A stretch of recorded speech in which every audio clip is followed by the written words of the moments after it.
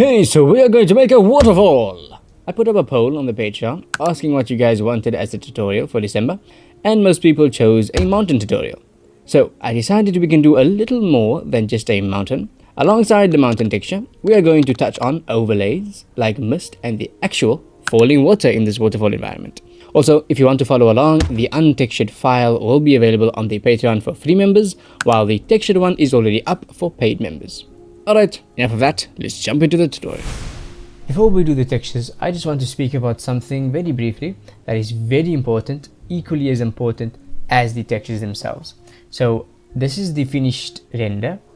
You can view it through the camera over here. And what I want to show you is something in the outliner. We have a collection called overlays. Now, overlays for me is almost as important as the textures themselves because they kind of tie the scene together. So let's see what happens when I disable this collection. Now, as you can see, everything looks a bit more dull and drab and kind of, looks blech. So the overlays kind of tie everything together and make it look more stylized. You can add more effects. You can make the smoke. You can make the splashing of the waterfall here. You can even make the overall haze of the environment. It makes it look part of the scene.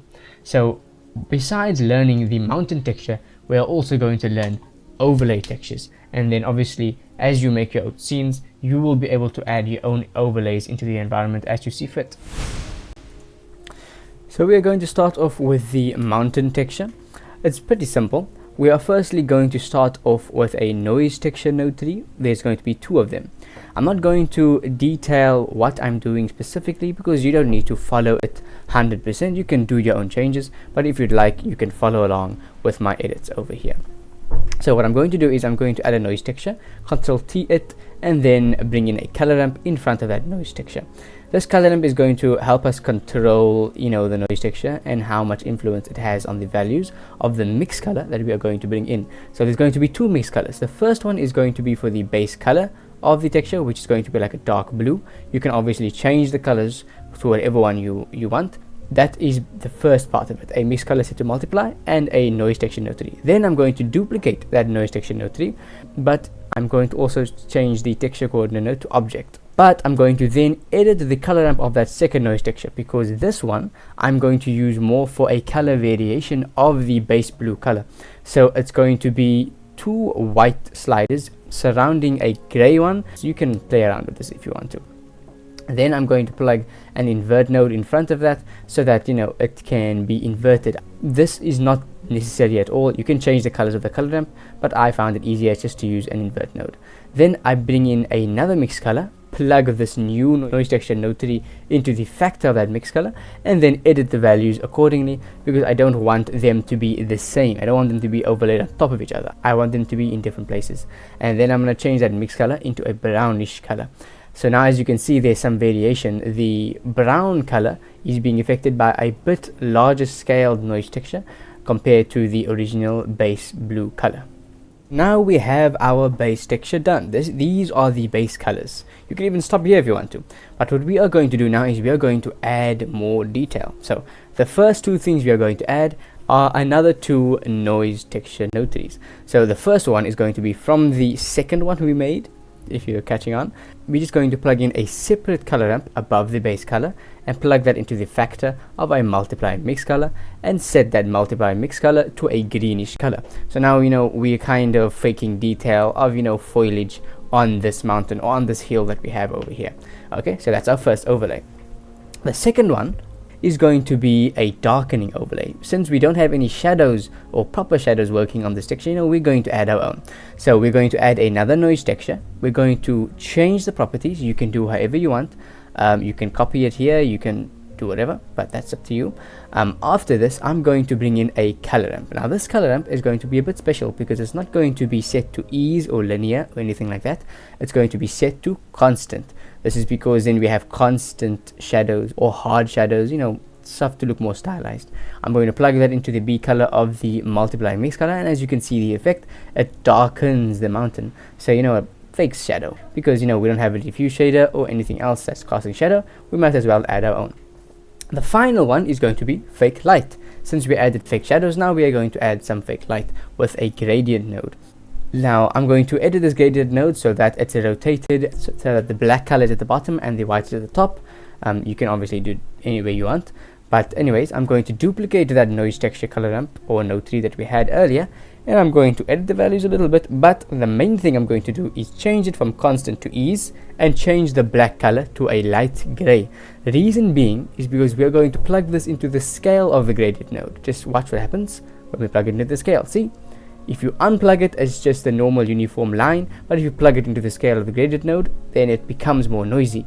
And if that color was set to black, then it would have made the gradient a bit too noisy. So that's why we set the color ramp to a bit of a gray.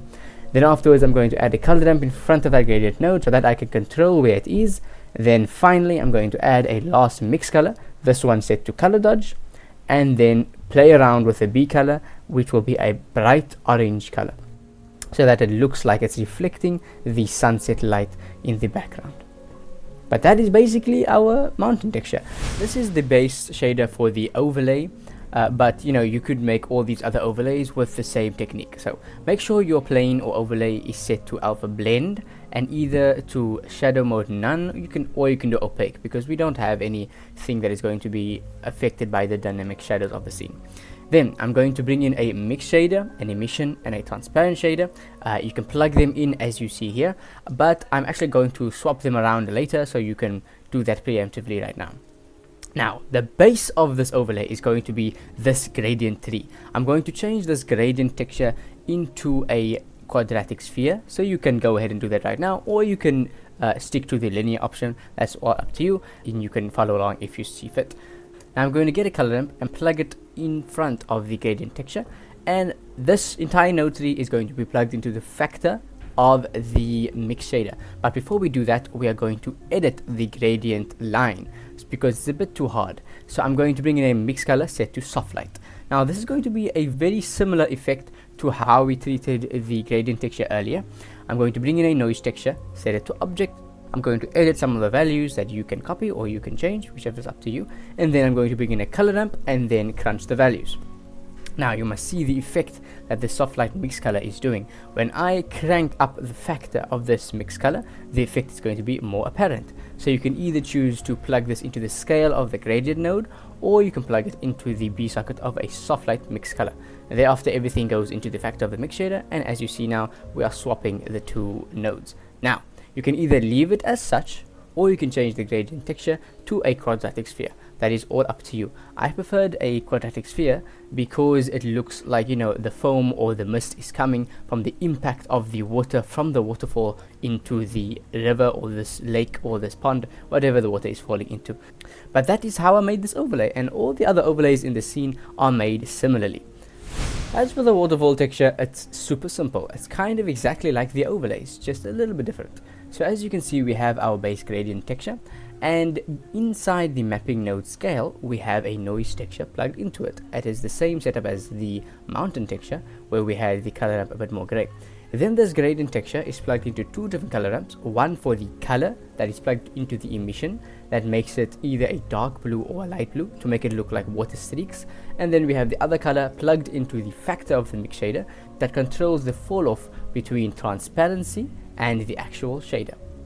If you want to, you can copy how the shader is set up, or you can do your own style. And that's it. If you guys want a tutorial on the clouds or the water of this render, let me know in the comments. I know I've been scarce, but hey, exams and uni is crazy, so, what can you do? Anyways, enjoy the holidays, my dudes. Alright, bye.